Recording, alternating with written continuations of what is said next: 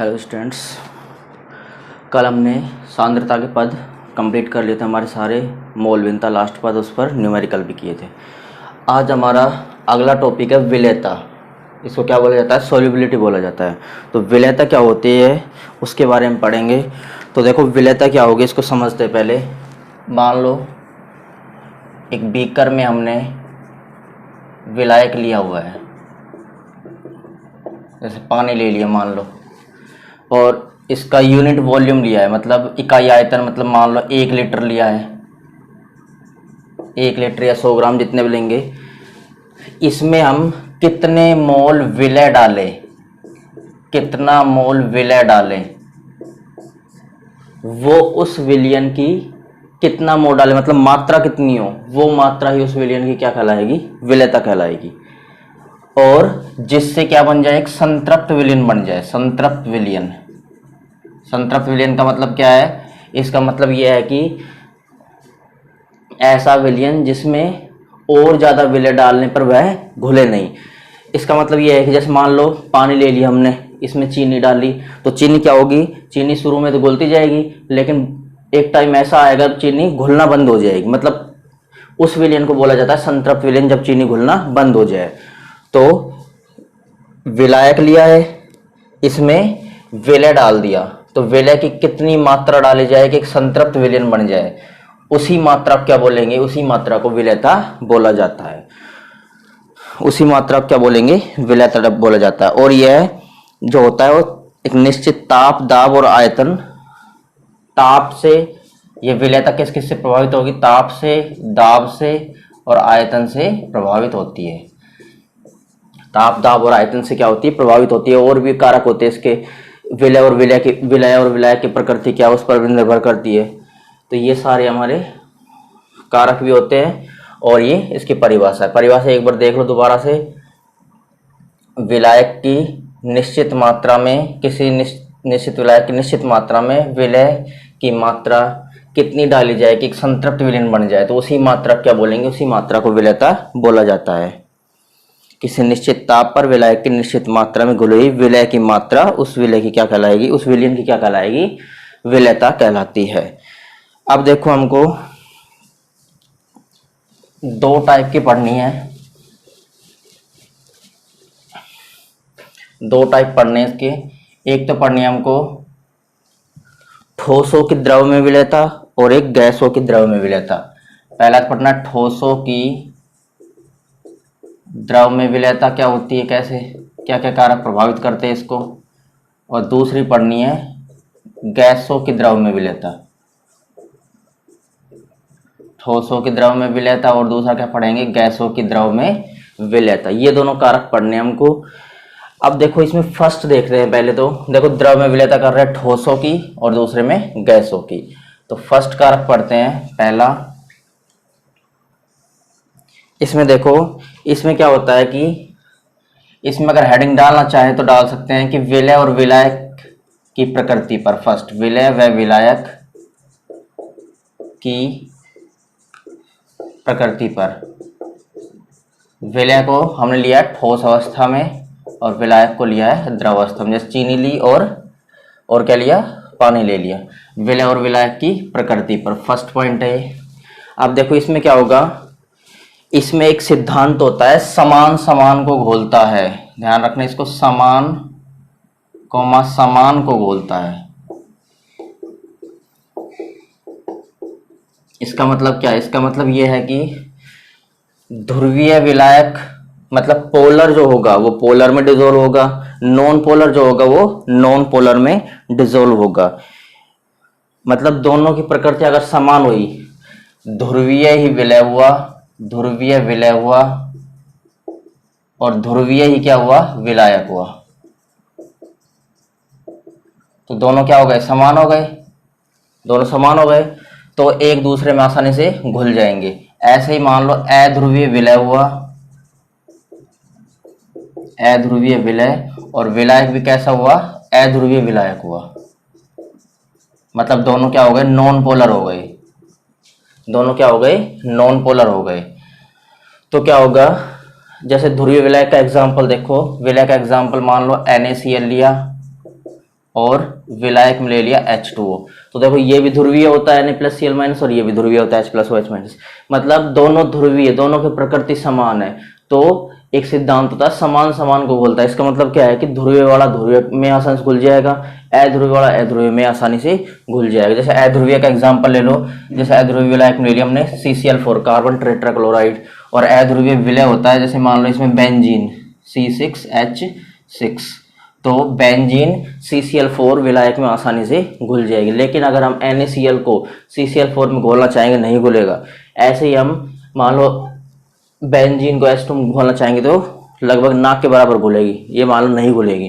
तो ध्यान रखना ध्रुवीय वाला ध्रुवीय में घुलता है और अध्रुवीय वाला किस में घुलेगा, अध्रुवीय में घुलता है। मतलब समान समान को घुलता है। अगर प्रकृति समान है तो आसानी से घुल जाएंगे, अगर प्रकृति अलग अलग है, एक ध्रुवीय ले लिया एक अध्रुवीय ले लिया, तो वो नहीं घुल पाएंगे।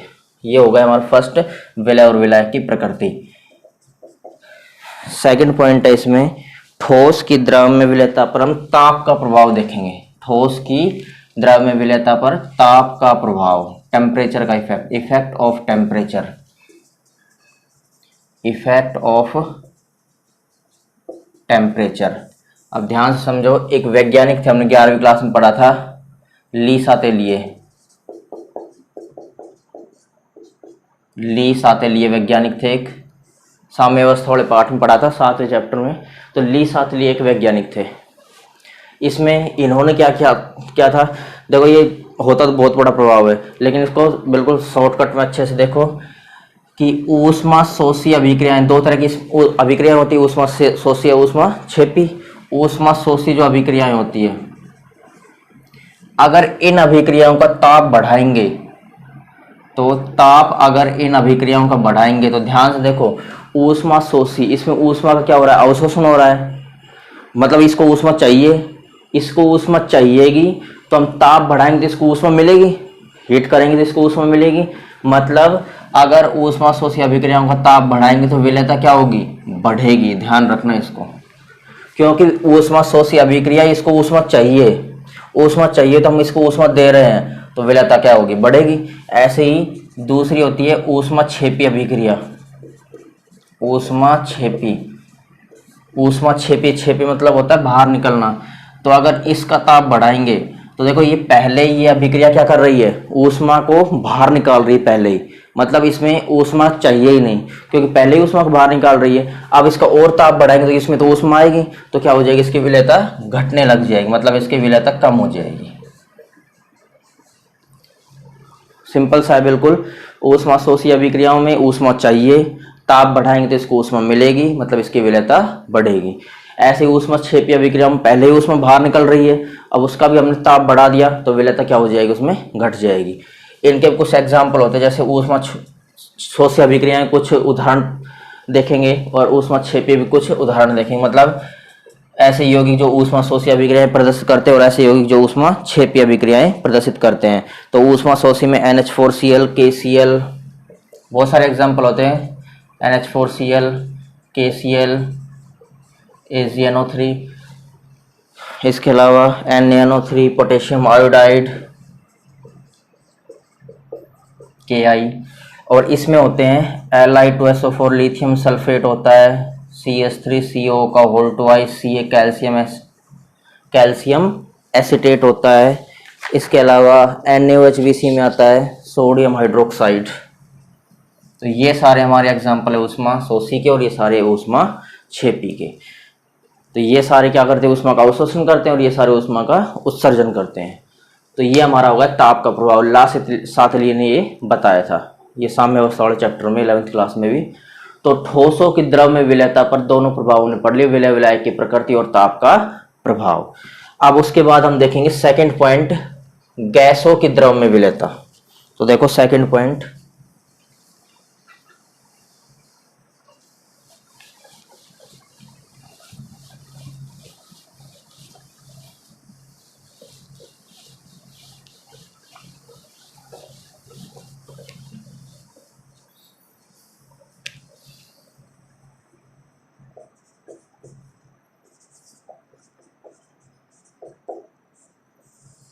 गैसों की द्रव में विलयता। अब देखो गैसों के द्रव में विलयता पर भी कारक होते हैं कई। इसमें पहला होता है गैस की प्रकृति, नेचर ऑफ गैस। पहला क्या होगा, गैस की प्रकृति। इसमें क्या है, इसमें यह है कि जो गैस आसानी से अभिक्रिया कर लेगी आपस में, जो गैस द्रव के साथ में आसानी से अभिक्रिया कर लेगी, ठीक है। विलय और विलायक ले रहे हैं, मान लो जो गैस द्रव के साथ में आसानी से अभिक्रिया कर लेगी वो क्या होगी, वो उस द्रव में आसानी से क्या हो जाएगी, विलय हो जाएगी। जब उसके साथ क्रिया कर रही है, या फिर क्या हो रही है, उसमें आयनित हो रही है, आयनित होगी तभी तो क्रिया करेगी, टूटेंगे आयंस बनेंगे। तो जो गैस विलय द्रव के साथ में या विलायक के साथ में आसानी से क्रिया कर ले या उसमें आयनित हो जाए, वो आसानी से उसमें क्या हो जाती है, विलय हो जाती है। जैसे इसका एग्जाम्पल है, अब हम देखेंगे, एक क्रम देख रहे हैं, मान लो जैसे NH3 जो होती है वो सबसे ज्यादा विलय होती है अगर विलायक में देखें, द्रव में। उसके बाद HCl गैस, SO2 गैस, इनका एक क्रम होता है। देखो NH3, HCl, SO2, HCl होती है, SO2 होती है, O2 होती है, N2 होती है। तो O2 और N2 गैस की विलयता कम होती है क्योंकि ये आसानी से विलायक के साथ में रिएक्शन नहीं कर पाती। तो ध्यान रखना, NH3 H2 के साथ रिएक्शन करेगी तो क्या बनाती है, NH4OH बना लेगी। ये गैस की अवस्था में है तो ये किस में चेंज हो जाएगी, HCl द्रवावस्था में चेंज हो जाएगी, लिक्विड स्टेट में चेंज हो जाएगी। SO2 जो होता है वो H2SO4 बना लेगा। तो ये तीनों गैसें बहुत अच्छी रिएक्शन करती है, सबसे ज़्यादा NH3 करती है, फिर HCl और फिर SO2 गैस द्रव के साथ में आसानी से रिएक्शन कर जाती है। ये क्रम होता है कि विलयता का सबसे ज़्यादा NH3 विलय होगी, फिर H2O वाटर में, SO2, O2 और N2। तो ये हमारा था फर्स्ट गैस की प्रकृति। तो सीधा सा दोबारा से देख लो, जो गैस द्रव के साथ या विलायक के साथ आसानी से क्रिया कर जाए, उसमें आसानी से आयनित हो जाए, वो उनकी विलयता क्या होती है, ज्यादा होती है। अब देखो दूसरा है ताप का प्रभाव। दूसरा हमारा क्या है, इसमें ताप का प्रभाव, टेम्परेचर का इफेक्ट देखेंगे। इसमें भी एक वैज्ञानिक वही देखने ली लिए इन्होंने ही बताया था। इन्होंने क्या बताया था, जो गैसों की द्रव में विलयता है वो एक ऊष्माक्षेपी अभिक्रिया होती है। ध्यान देना, वो कैसी अभिक्रिया, एक ऊष्माक्षेपी अभिक्रिया होती है। मतलब इन अभिक्रियाओं का अगर ताप बढ़ाएंगे तो क्या होगा, वही प्रभाव है, सेम पिछला वाला। मतलब उसमें से ऊष्मा पहले बाहर निकल रही, ताप बढ़ाएंगे तो विलयता क्या हो जाएगी, कम हो जाएगी। विलयता क्या हो जाएगी, इनकी कम हो जाएगी, इसकी विलयता घटती है। क्यों, क्योंकि ये ऊष्माक्षेपी अभिक्रिया। तो दूसरा कारण यह भी हो सकता है कि जो गैस होती है उसकी स्थानांतरण गतिज ऊर्जा, गैस की स्थानांतरण गतिज, जो इनकी काइनेटिक एनर्जी होती है, गतिज ऊर्जा बढ़ जाती है। जैसे ही देखो ऊर्जा क्या होगी, बढ़ जाएगी। जैसे देखो क्या करा हमने, जैसे गैस है, ये हमारी गैस है और ये द्रव है। तो क्या करेंगे, जैसे ही हम इसको हीट करेंगे तो गैस की क्या हो जाएगी, स्थानांतरण गतिज ऊर्जा बढ़ जाएगी। इनकी गतिज ऊर्जा बढ़ जाएगी तो ये गैस के अणु क्या होने लग जाएंगे, बाहर निकलने लग जाएंगे। मतलब अब ये अणु बाहर निकल गए गैस के, तो इसमें विलयता क्या होगी, द्रव में कम हो जाएगी। तो सीधा सा है कि ऊष्माक्षेपी अभिक्रिया है इसलिए तो बाहर निकल रहे हैं। तो ऊष्माक्षेपी अभिक्रिया में तापमान बढ़ाएंगे तो विलयता क्या होगी, कम होगी, क्योंकि उसमें ऊष्मा चाहिए ही नहीं, उसमें ऊष्मा पहले बाहर निकल रही है। मतलब इसकी गैस की स्थानांतरण गतिज ऊर्जा क्या होती है, बढ़ जाती है। ये फर्स्ट पॉइंट इसका। सेकंड पॉइंट देखो, सेकंड पॉइंट हो गए। अब इसमें एक अपवाद होता है, एक्सेप्शन होता है। जो हाइड्रोजन व हीलियम गैस जो होती है, हाइड्रोजन और हीलियम, ध्यान रखना, इन अभिक्रियाओं में जो अभिक्रिया चलती है वो ऊष्मा शोषी अभिक्रिया चलती है। इनमें ऊष्माक्षेपी नहीं चलती। इन अभिक्रियाओं में ऊष्मा का अवशोषण होता रहता है। तो ऊष्मा का अवशोषण होगा तो सीधा सा इफेक्ट है, ताप बढ़ाएंगे, इसमें ऊष्मा चाहिए तो विलयता क्या होगी, बढ़ेगी। ये दो गैस ध्यान रखना, ये इनका अपवाद है, विलयता क्या होगी, बढ़ जाएगी। तो हाइड्रोजन व हीलियम गैस को घुलने पर ऊष्मा क्या होता है, अवशोषण होता है। ऊष्मा का क्या होगा, अवशोषण होगा, और इसमें ऊष्मा का उत्सर्जन हो रहा था, ऊष्मा का अवशोषण होता है, इसलिए आता है अगर ताप बढ़ाएंगे तो इन गैसों की विलेयता क्या हो जाती है, इन गैसों की विलेयता बढ़ जाती है। तो ये हमारे 2 पॉइंट हो गए। गैस की प्रकृति क्या होगी, अगर गैस आसान से क्रिया करेगी, आयनित होगी तो द्रव में घुल जाएगी। इनका क्रम है आयनित होने का, मतलब सबसे ज़्यादा क्रिया कौन सी करती है, ये, फिर ये।